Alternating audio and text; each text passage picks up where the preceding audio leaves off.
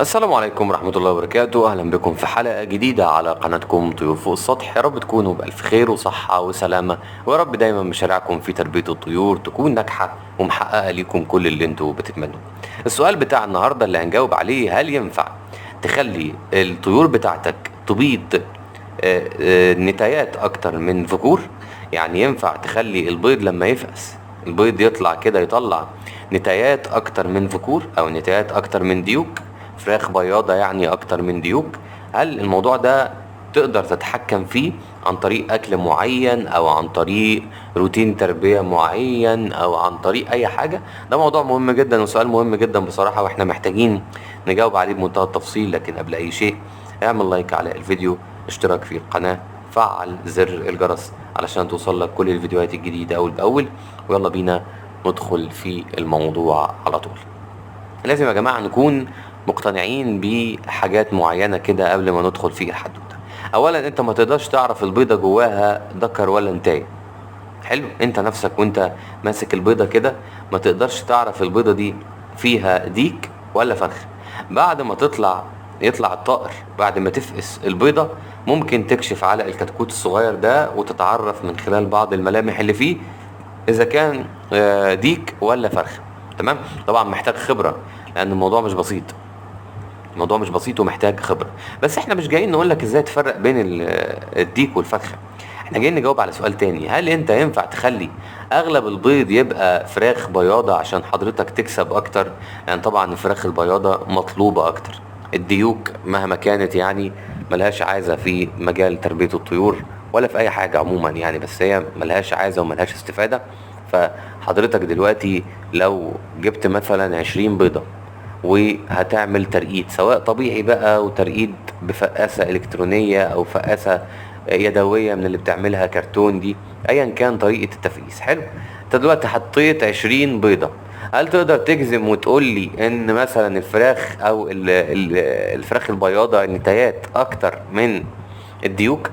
حلو، طب لو جبت ال20 بيضة دول مثلا من حد معين، والحد ده مجمع البيض من هنا ومن هنا ومن هنا، حلو، شويه من القطيع الفلاني وشويه من القطيع الفلاني، ساعتها ممكن تكون الفراخ البياضه اكتر من الديوك. ليه؟ لان القطعان اختلفت، فممكن يكون هو لخبطهم فجاب لك عدد اكبر من الفراخ البياضه وعدد اقل من الديوك. حلو. لكن لو حضرتك هتدخل على قطيع واحد كده، حلو، وتدخل كده تختار من الفراخ والقطيع الواحد ده، تختار منهم شوية بيض. شوية البيض دول اللي هيطلعوا لك نصهم ديوك ونصهم نوتي، نصهم فراخ بياضة ونصهم ديوك غير بياضة. ده اللي في الغالب بيحصل. تمام.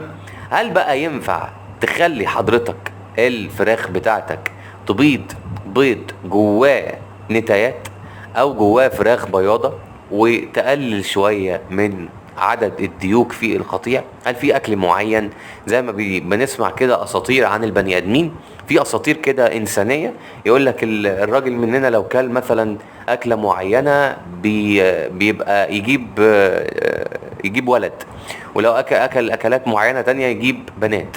هل الكلام ده حقيقي؟ الكلام ده مش حقيقي. الكلام ده مش حقيقي بالنسبه للبني ادمين.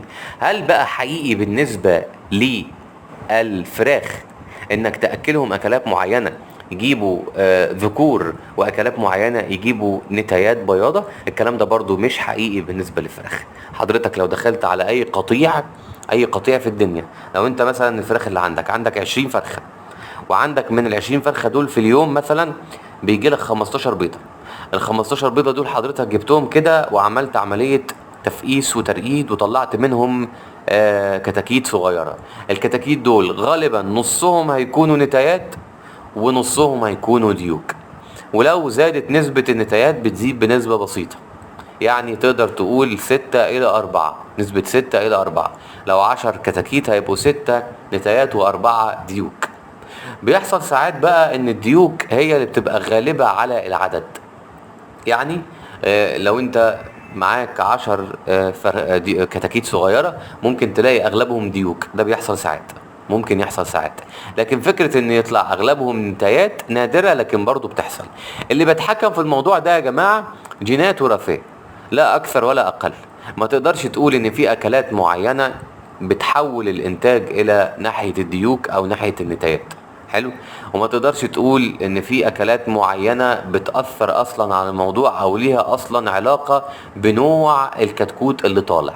حتى الان مفيش دراسات علمية يعني بتؤثر على الموضوع ده او بتغير في الموضوع ده. لان لو فعلا الموضوع ده حصل وبقى في اكلات معينة او طرق معينة تزود عدد الفراخ البياضة بالنسبة لعدد الذكور، هتبقى دي ثورة كبيرة جدا.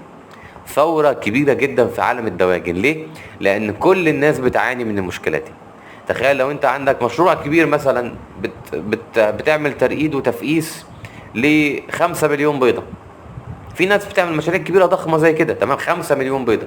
ال5 مليون بيضة دول لو طلعوا له كلهم نتايات يا مكسبه.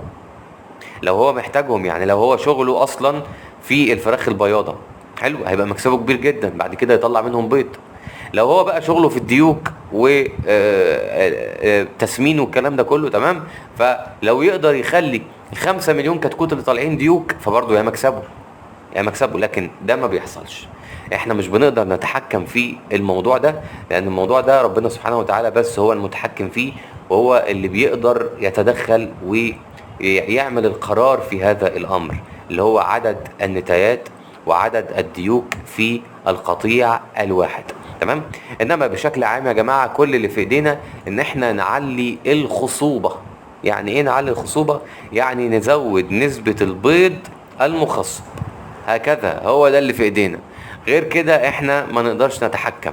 فلما نزود نسبة البيض المخصب ممكن بالتبعية تزيد نسبة النتايات او نسبة الديوك على حسب ما احنا عايزين، وعلى حسب مشروعنا او ارباحنا في انه جانب اكتر، تمام. يعني ده اللي نقدر نعمله، ان احنا نزود نسبة البيض المخصب، فبالتالي الارباح هتزيد بشكل او باخر. انما نتحكم في نوع الكتكوت اللي طالع، نوع الكتكوت اللي طالع اذا كان نتاية ولا ذكر، الكلام ده مستحيل يحصل.